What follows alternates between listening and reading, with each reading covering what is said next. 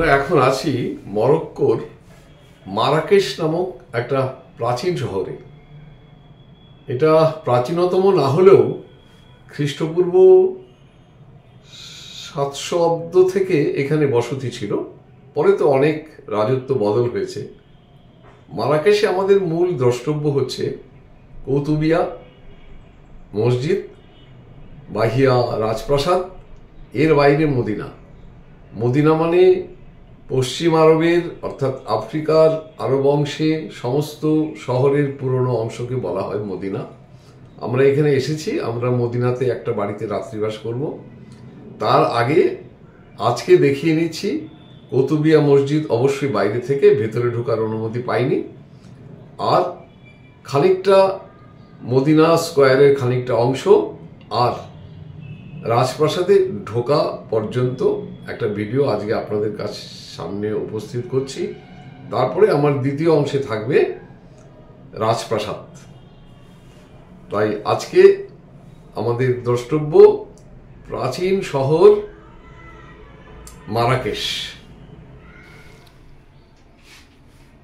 Casablanca এয়ারপোর্টে নেমে আমরা চললাম মারাকেশের দিকে। এই রাস্তাটা আমি না দেখিয়ে পারছি না। আমরা যাচ্ছি অ্যাটলাস পর্বতমালার মধ্যে দিয়ে। মারাকেশ হচ্ছে প্রাচীন শহর, যেটা বলা হয় প্রতিষ্ঠা হয়েছে খ্রিস্টপূর্ব 700 অব্দে। আর এটা ইউনেস্কো ওয়ার্ল্ড হেরিটেজ সাইট। আমরা এখানে এক রাত থাকব। আমি আগেও বলেছি, দেখুন আপনারা পথের পাশের দৃশ্যগুলো সত্যি দেখার মতো, যে কারণে মনে হতেই পারে যে কেন এত রাস্তা দেখাচ্ছি।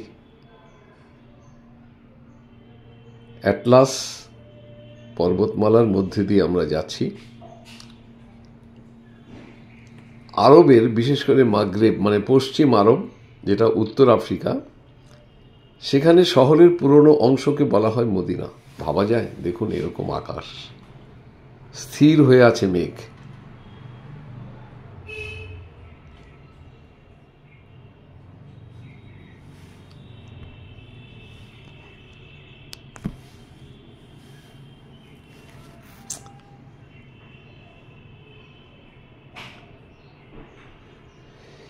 কি অসাধারণ, কি বিচিত্র এই প্রকৃতি।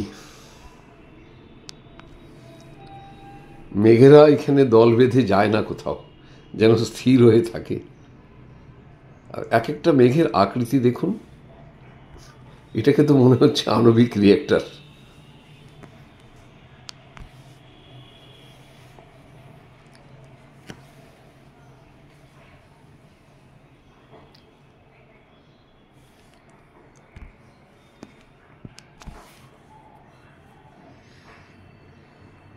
না, চোখ ফেরানো যায় না।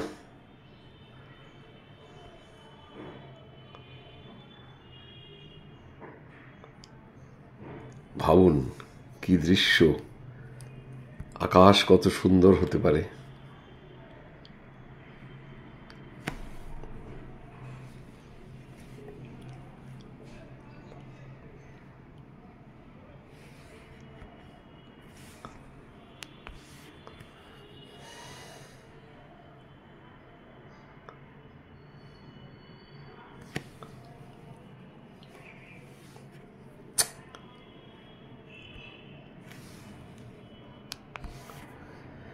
না, এই দৃশ্য দেখে ক্যামেরার মুখ ঘোরানো সম্ভব না। সত্যি উপভোগ করছি। যদি পারি আপনাদেরকে খানিকটা আঁচ দেওয়ার চেষ্টা করছি। কি অসাধারণ প্রাকৃতিক দৃশ্য। নিচে অ্যাটলাস পর্বতমালার বিভিন্ন ছোট ছোট অংশ, ছোট ছোট টিলা বা হিলি এরিয়া।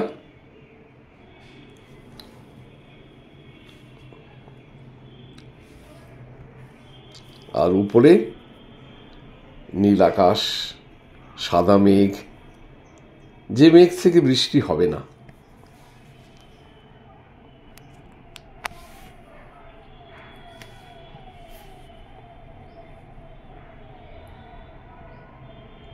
না, এখানে বোধহয় বলা সঙ্গত, এই পথ যদি না শেষ হয়।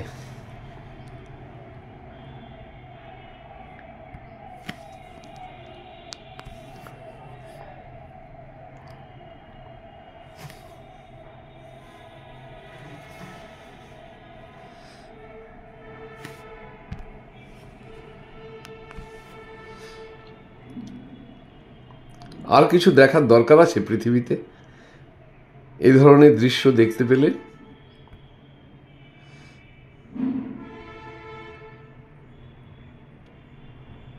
আচ্ছা, এইটা আমরা পৌঁছে গেছি মারাকেশে।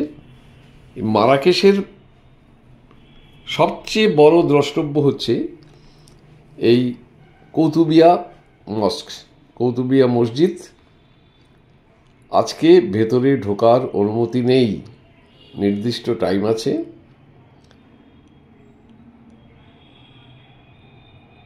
শুধু নামাজ পড়ার জন্য ঢোকা যাবে, অমুসলিমদের এই মুহূর্তে ঢোকা নিষেধ। সেটা আমাদের বোঝাচ্ছেন আমাদের গাইড জাভেদ।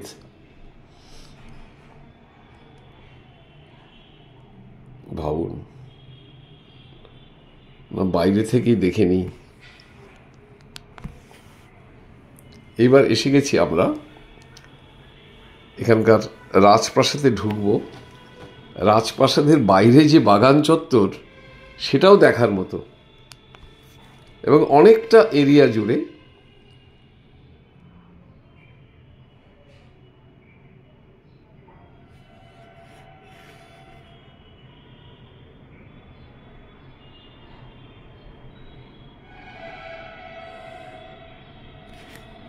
কত বিচিত্র রকমের গাছ। পৃথিবীর বিভিন্ন দেশের লোকেরা নাকি এখানে রোপণ করে গেছে। যাকগে, ওসবে আমরা যাচ্ছি না। আমরা বাগান দেখতে দেখতে এগোচ্ছি প্রাসাদের দিকে।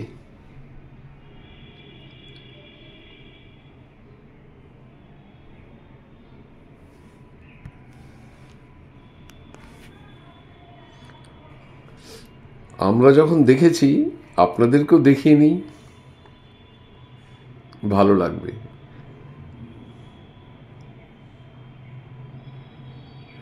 এখানে আগেও বলেছি, আবার বলছি, অন্য জায়গায় মসজিদের মিনার যেরকম গোলাকৃতি হয়, এই আফ্রিকায় মসজিদের মিনার অবশ্যই চৌকো।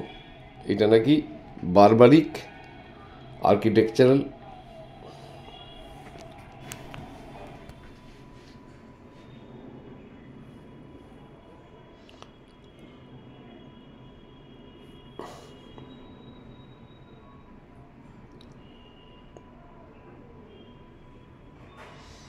এটা বিখ্যাত মারাকেশের বিখ্যাত স্কোয়ার। এখানে একদম প্রাচীনতাকে ধরে রাখা আছে। এ দেখুন, ঘোড়ার গাড়ি, মানে ফিটন আমাদের মতো। এরা যাতে এই পাশে না আসতে পারে, লোহার বল সাঁটানো আছে, এ পাশে ওরা আসতে পারবে না। এখানটায় সারাদিন যে অ্যাক্টিভিটি হয়, আমরা ছোটবেলায়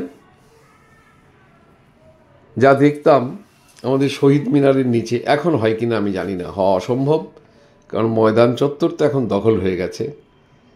কার্জন পার্কের নির্জনতাও নেই। তা এবার আমরা এগোচ্ছি, বাগান দেখা হয়ে গেছে, এবার মূল প্রাসাদ ভবনের দিকে আমরা যাচ্ছি। এই দেখুন, এখানে ফুল কি সুন্দর করে, ছোট ছোট ফুলগুলো, এগুলো কিন্তু রাখা হয়নি, এখানে ফুলগুলো এইভাবেই জন্মেছে।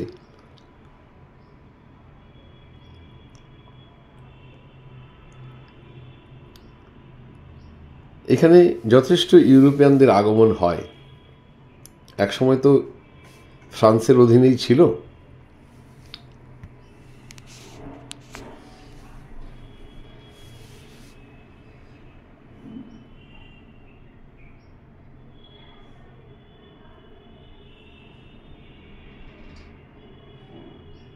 বাজারের মধ্যে দিয়ে আমরা চললাম।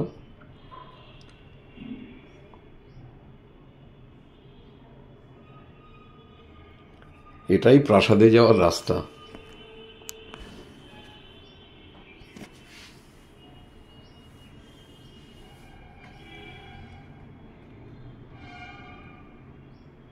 দেখুন রাস্তার সঙ্গে ফুটপাতের ডিস্টিংশন কি করে করা হয়েছে, লোহার বিশাল বিশাল বল দিয়ে।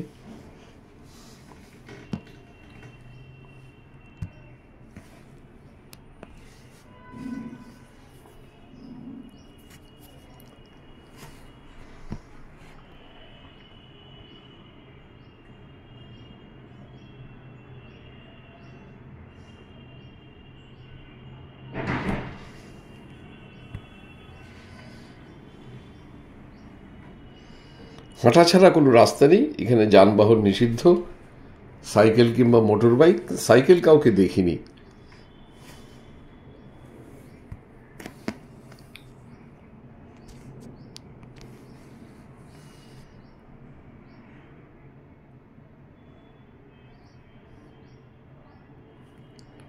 পৃথিবীর সব বাজারই প্রায় একরকম, খোলা বাজার, মল নয়। মলগুলোর কথা আলাদা, আর পোশাকও প্রায় কাছাকাছি।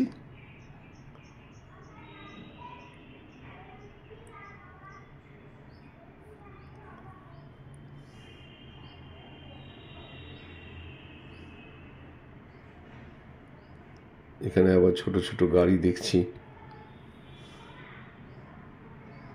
এই রাস্তার পাশে বসে খাওয়ার টেবিল, সেটা সারা ইউরোপে আছে।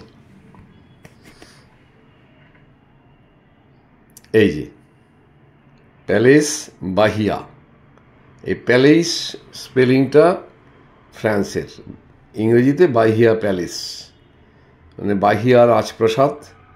টিকিট কেটে ঢুকতে হবে।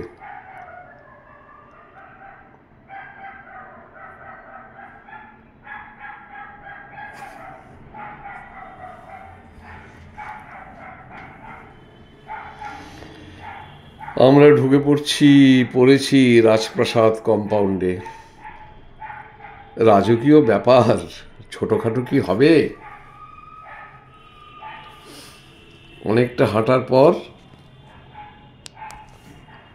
কাছাকাছি পৌঁছেছি, মানে যাচ্ছি। পুরো রাজপ্রাসাদ এই এপিসোডে দেখানো সম্ভব না। আমি রাজপ্রাসাদে ঢোকার আগ মুহূর্ত পর্যন্ত দেখাবো, তারপর অন্য এপিসোডে দেখাতে হবে, কারণ রাজপ্রাসাদটা সত্যি দেখার।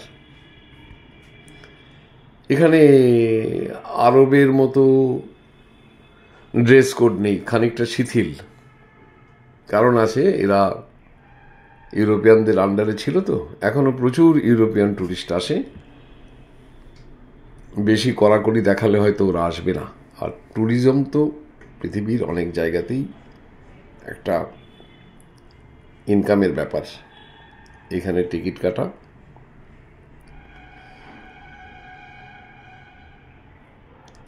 প্রচুর লোক যাচ্ছে, তাদের প্রচুর গাইড।